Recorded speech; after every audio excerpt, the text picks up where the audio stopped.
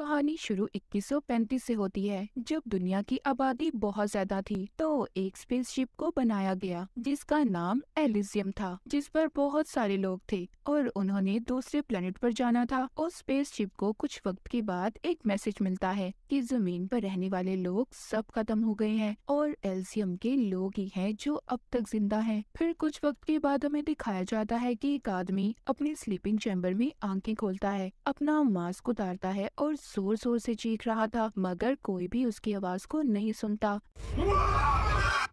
जिस चैम्बर में वो सो रहा था उस पर उसका नाम वॉर लिखा हुआ था। फिर उसको आहिस्ता आहिस्ता होश आता है। वो अपने जिस्म से लगी हुई तारों को निकालता है, पर उस आदमी को कुछ भी याद नहीं था कि वो कैसे आया और कौन है। वहाँ पर लाइट भी नहीं थी। वो एक फ्लैश लाइट लेकर अपने एक साथी के चैम्बर के पास जाता है, उसके स्लीपिंग चैम्बर को खोलने की कोशिश करता है, पर वो भी नहीं खुलता। वो अपना यूनिफॉर्म पहनकर कैप्टन के चैम्बर तक जाने की कोशिश करता है, वो भी नहीं खुल रहा था। फिर वो एक रॉड लेकर उसे जोर जोर से मारता है। तभी अचानक से बिजली तेज हो गई थी और उसका साथी जिसका नाम पेटन था, उसका स्लीपिंग चैम्बर भी खुल जाता है। पर दोनों को कुछ भी याद नहीं था कि वो कौन लोग हैं और क्यों इस स्लीपिंग चैम्बर में थे, इनका मिशन क्या है। अब वो दोनों अपना मैसेज भेजने की कोशिश करते हैं। उनके हाथ पर 5 नंबर जैसा कुछ लिखा हुआ था, मतलब वो ग्रुप 5 के थे। वो नहीं जानते थे कि उनके बाकी साथी कहाँ पर हैं।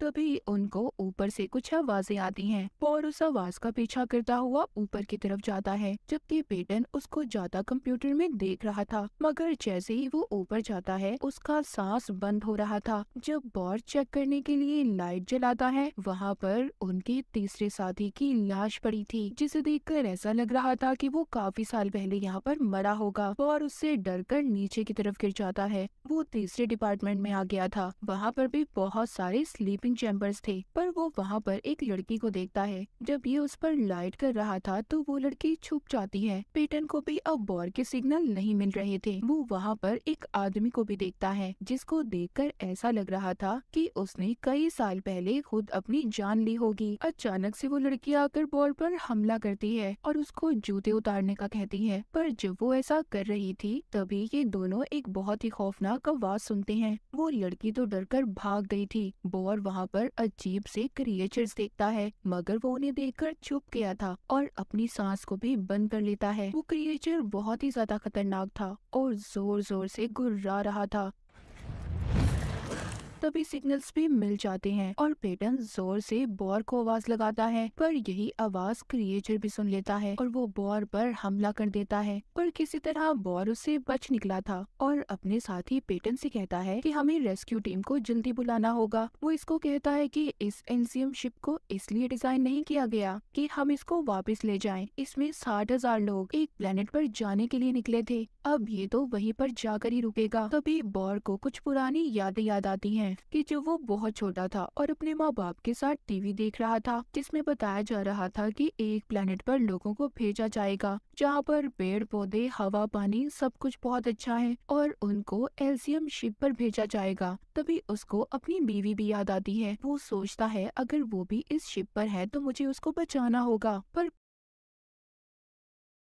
पेटन जो उससे राब्ते में था उसे कहता है शांत हो जाओ, हमें सबसे पहले इस शिप को बचाना होगा, बाकी का काम हम बाद में करेंगे। जब बॉर स्पेस शिप के रिएक्टर को स्टार्ट करने जाता है तो उसे डर लग रहा था। वो सोचता है कि कहीं उसे कुछ हो ना जाए, इसीलिए डर से वो अपना ध्यान दूसरी तरफ बातों में लगाने की कोशिश करता है। तभी वो एक आदमी को देखता है जो बहुत वक्त पहले से होश में आ गया था। बॉर उसके बाजू पर देखता है जिस पर नंबर 6 लिखा हुआ था। इसको समझ आ जाती है कि ये ग्रुप 6 का आदमी है। वो आदमी अपने जिस्म पर कुछ लिक्विड जैसा लगा लेता है ताकि क्रिएचर उसको ना सूंघ सके। तभी उन्हें क्रिएचर्स की आवाज आती है। अब वो दोनों छुपने की कोशिश करते हैं। तभी वहाँ से बॉर्ड नीचे गिरने वाला था, पर एक रस्सी को पकड़कर बच जाता है। उसका ट्रांसमीटर भी टूट गया था, जिससे वो पेटन से राब्ते में था। उनका राब्ता भी अब खत्म हो चुका था। क्रिएचर्स उस पर फिर से हमला कर देते हैं, लेकिन एक आदमी आकर बॉर्ड को बचा लेता है। उसके हाथ पर पर भी नंबर लिखे हुए थे, जिससे पता चलता है कि वो किसी दूसरे डिपार्टमेंट से था। ये दोनों अब खाने वाले एरिया में जाते हैं, जहाँ पर वो लड़की जिसने पहले भी बॉर पर हमला किया था, वो इन दोनों पर दोबारा से हमला कर देती है। यहाँ पर इनको फिर से क्रिएचर्स की आवाज आ रही थी। इस लड़की का नाम नाडिया था। वो कहती है कि रिएक्टर रूम बहुत खतरनाक है और जो भी इंसान वहाँ पर गया जिंदा कभी वापस नहीं आया। बॉर कहता है जो भी है, पर हमें खतरा उठाना होगा, हमने अपने स्पेसशिप को बचाना है। नाडिया को भी बॉर पर यकीन हो रहा था। वो यहाँ पर बताती है कि मैं 6 महीने पहले अपने स्लीपिंग चैम्बर से बाहर आ गई थी। नाडिया यहाँ पर अपना हाथ रखती है तो एक दरवाजा खुलता है। ये उस कमरे में जाते हैं जो काफी रोशन था। नाडिया बताती है कि इस हिस्से में मैं अपने साथियों के साथ रहती थी। मैंने बहुत से पौधों और जानवरों के सेल्स को जमा किया था ताकि जिस प्लेनेट पर हम जा रहे हैं उधर जाकर एक अच्छी जिंदगी गुजार सकें। तभी बॉर को याद आता है कि उस प्लेनेट तक पहुंचने के लिए उन्हें 123 साल लगेंगे। नाडिया उसको खाने के लिए कुछ देती है और कहती है हमें अपने सफर पर जाते हुए 8 साल हो चुके हैं। उधर पेटन जब आगे बढ़ता है तो उसको एक आदमी मिलता है जिसका जिस्म अजीब सा चिपचिपा था और उससे बोला भी नहीं जा रहा था, मगर वो कांपता हुआ उसे बताता है कि मैं ग्रुप 6 का हूँ। कैप्टन ब्रिज में जाकर मेरा ये हाल हुआ है। कैप्टन ब्रिज वही जगह थी जहाँ पर इस स्पेसशिप का रिएक्टर था। अब यहाँ पर हम देखते हैं कि बॉर और उसके साथी दूसरे कमरे में पहुँचते हैं जहाँ पर सारे स्लीपिंग चैम्बर्स खाली थे। नाडिया कहती है मुझे लगता है कि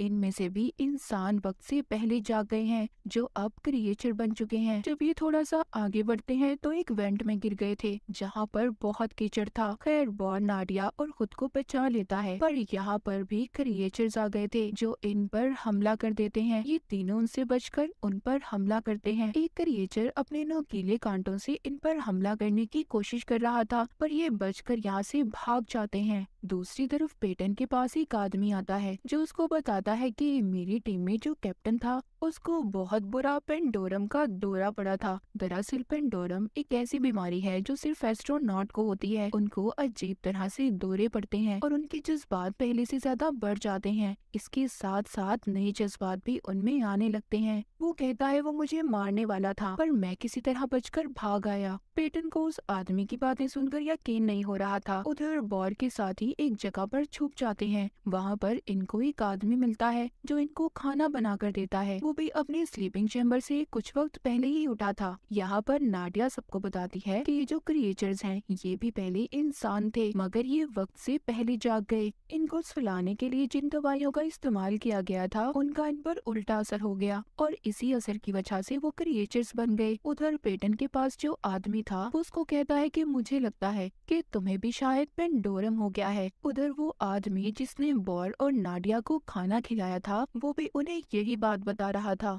वो आदमी पेटन को बताता है कि कई साल तक सब स्लीपिंग चैम्बर में थे और काफी सालों तक सोते रहे, पर हमारे कैप्टन बदलते रहते थे। लेकिन जब ग्रुप 4 की बारी आई तो हमें जमीन से आखिरी मैसेज मिला कि जमीन पर सब कुछ खत्म हो गया है। यहाँ पूरे सोलर सिस्टम में इंसान सिर्फ एलसीएम शिप पर ही जिंदा हैं। ये सुनकर स्पेसशिप में भगदड़ मच गई और मैंने अपने सभी साथियों को मार दिया। कुछ देर के बाद मैं बोर हो गया और फिर लोगों को जगाकर मैं चैम्बर से बाहर लाने लगा, पर बहुत जल्दी मैं इन चीजों से भी बोर हो गया और फिर मैं अपने स्लीपिंग चैम्बर में चला गया और इंसान वक्त से पहले जाग गए थे। वो सभी क्रिएचर्स बन गए जिससे सारा शिप बुराइयों से भर गया। उधर बॉर और उसके साथी भी बेहोश हो गए थे क्योंकि जिस आदमी ने उन्हें खाना खिलाया था उसने बेहोशी की दवा मिला दी थी। पेटन को भी पेंडोरम के दौरे पड़ रहे थे। उधर जब बॉर और उसके साथियों को होश आता है तो वो उल्टा लटके हुए थे। वो आदमी जिसने इन्हें खाना खिलाया था वो कहता है कि मैं तुम्हें मार दूंगा। बॉर कहता है कि अगर तुम हमें ऐसे मार दोगे हम फिर स्पेसशिप को कभी ठीक नहीं कर सकते, जिससे हम सभी यहाँ पर फंसकर मर जाएंगे और तुम भी मर जाओगे।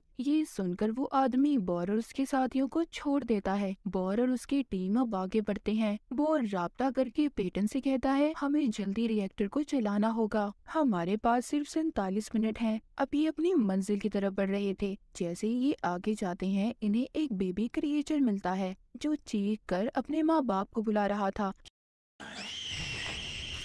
क्योंकि अब उन क्रिएचर्स ने बच्चे पैदा करना भी शुरू कर दिए थे। उधर वो आदमी जो पेटन के पास था कहता है तुम्हारा साथी बॉर कभी भी रिएक्टर को स्टार्ट नहीं कर सकता, क्योंकि जब वो स्लीपिंग चैम्बर में था तो उसने अपनी सारी महारतों को खो दिया था। पेटन उस आदमी से कहता है तुम चुप रहो, बहुत जल्दी बॉर रिएक्टर को चला लेगा। जब बॉर अपने साथियों के साथ जा रहा था तभी वहाँ पर ये बहुत सारे चैम्बर्स को देखते हैं जो सभी खाली थे, मतलब इनमें से इंसान वक्त से पहले निकल आए थे। यहाँ इस जगह पर बहुत सारे क्रिएचर्स थे जो यहाँ पर बिजली के शॉक को महसूस करके बड़े ही आराम से सो रहे थे। तभी अचानक से एक क्रिएचर जाग जाता है पर बाद में खुद ही सो गया था। बॉर आहिस्ता आहिस्ता रिएक्टर को चलाने के लिए आगे जा रहा था, तभी वो पुल अचानक से टूट जाता है जिस पर बॉर चल रहा था और जाकर क्रिएचर के बीच में गिरता है। ये वहाँ पर क्रिएचर की बड़ी जिल्द को अपने जिस्म पर लपेट लेता है ताकि उन क्रिएचर्स को इंसानों की खुशबू न आए। पर गलती से वो आदमी जो बॉर को रास्ता दिखा रहा था उसकी लाइट क्रिएचर्स के दरमियान में गिर जाती है। सभी क्रिएचर्स जाग गए थे